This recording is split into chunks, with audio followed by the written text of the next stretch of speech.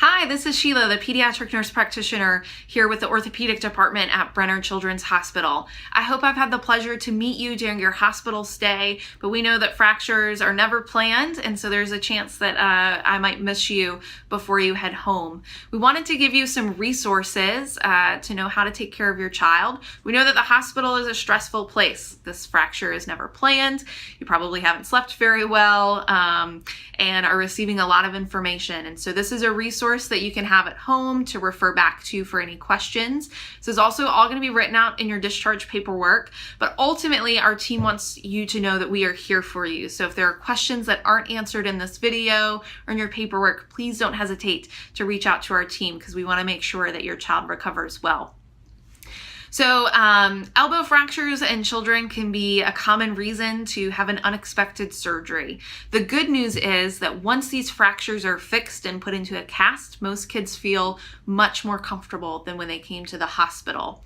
And any swelling that they have post-operatively, they may have a little bit of true surgical pain for the first day or two, but really it's mostly related to swelling that occurs after surgery and after an elbow fracture. And so the best thing that you can do over the next couple of days is ensure that your child's arm is elevated properly to help reduce swelling. This is going to help keep them comfortable as well as keep them safe in their cast. So when we talk about proper elevation, a lot of families want to prop up the elbow, which will put the fingers in a downward position, or may put the hands level.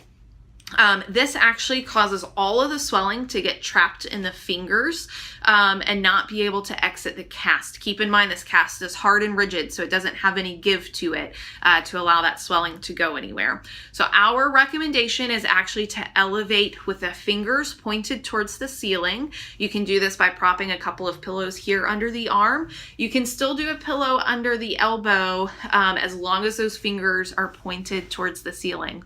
You'll know that your child needs to take some time to elevate their arm if you start to notice the wrinkles in their knuckles are going away. That's a good sign that they're developing some swelling and need to get that arm propped up. Other good signs that the swelling is becoming severe enough that you need to give us a call in clinic urgently is if they can no longer feel or move their fingers the way that they were before, if their fingers are suddenly cool to the touch or have a discoloration such as purple or gray looking. And then you can also check what we refer to as their cap refill. So if you press on the tip of their nail, you should see that it goes from white to pink very quickly. Our goal is in 3 seconds or less. If that's taking 4 to 5 seconds or longer, then that's a reason to give our office a call. But the other thing to keep in mind that's a really great early warning is if your kid's pain is suddenly uncontrolled. If it had been well controlled and now it's going up, up, and up, regardless of what you're doing, that's all a reason to give us a call in clinic. We know that most kids, after we have fixed this fracture, are comfortable enough on just Tylenol and Motrin. And so unless there are special circumstances with your child, that's actually all that we're going to send them home with. And the reason being is we want that call if it's not enough. Since it is enough for most kids, it's typically a sign that something else is going on if it's no longer controlling your child's pain. And we want to be able to help assist you and make sure that they're doing okay. Also with swelling, as crazy as it seems, you can ice through their cast. So you'll just lay a thin towel over the cast and then you can do an ice pack over top of that.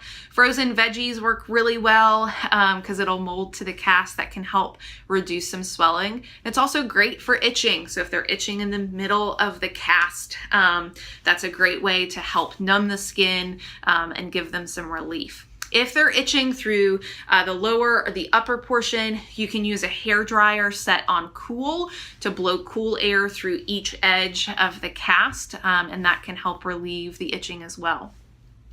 Nighttime seems to be the worst. There's nothing to distract kids from the fact that their cast is hot and itchy, that they can't maybe sleep in the normal position that they like to. And so you can always discuss the use of melatonin with your pediatrician or family doctor, as well as use a little Benadryl at night if need be and the itching is severe. We do ask that you keep this cast clean and dry, particularly important on this cast that it stays nice and dry. And the reason being is the pins that we have used to fix this bone are a direct open source straight to the bone. And so if water were to saturate the cast, there is a higher risk of infection where those pins are that could lead to the bone. So please keep it nice and dry.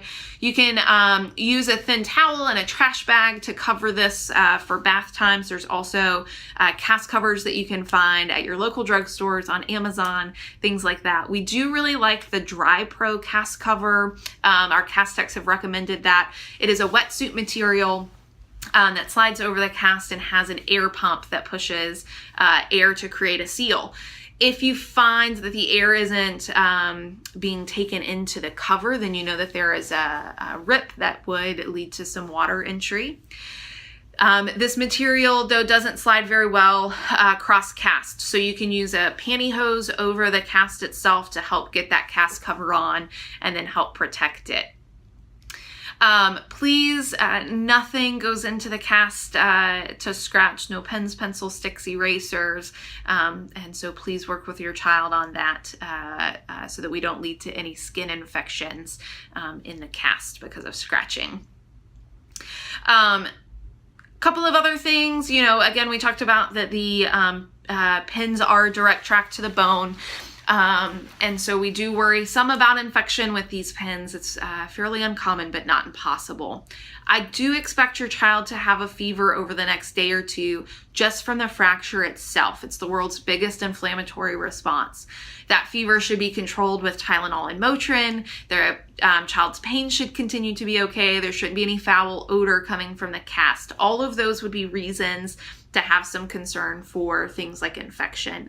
If, however, your child then develops fever that isn't associated with any problems in the cast and they're nice and comfortable, but they have cough, congestion, belly issues, that's still going to be their pediatrician just like it was before. We will be able to get your child back to school fairly quickly. So I like to give kids a day after surgery just for anesthesia. And then after that, they are clear to go back. We will give you a letter with all of their restrictions.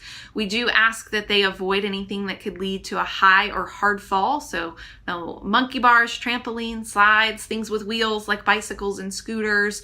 Kind of think both feet flat to the ground when they're playing. So we'll make sure all that's written out, as well as the fact that they can have some Tylenol and Motrin when they go back to school. When your kid comes back to clinic, we expect to see them likely somewhere between 3 to 4 weeks. Your surgeon will let you know the expected time frame to see them back. And at that visit, we will get some x-rays and likely get their cast off and their pins out. This is not something that requires going back to sleep or any anesthesia. It's all done here in the office.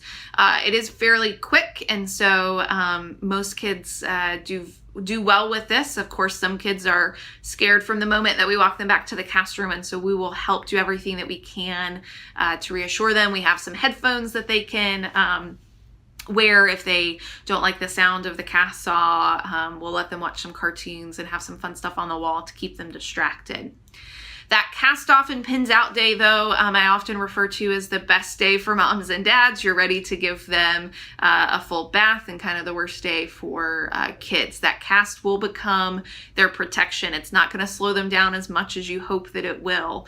But when it comes off, every kid walks out of clinic like this. A lot of kids ask for us to put them back into their cast because everything underneath feels weird, sensitive, kind of naked feeling. And some kids, depending on their age, aren't going to be able to articulate, oh, this feels weird. They're going to just say, ouch, my arm hurts. Our cast techs will walk them through the process of getting the cast off and the pins out. The pins don't actually hurt when they come out unless there's a scab, which they might feel a little pinch as the pin starts to slide, but they do feel weird.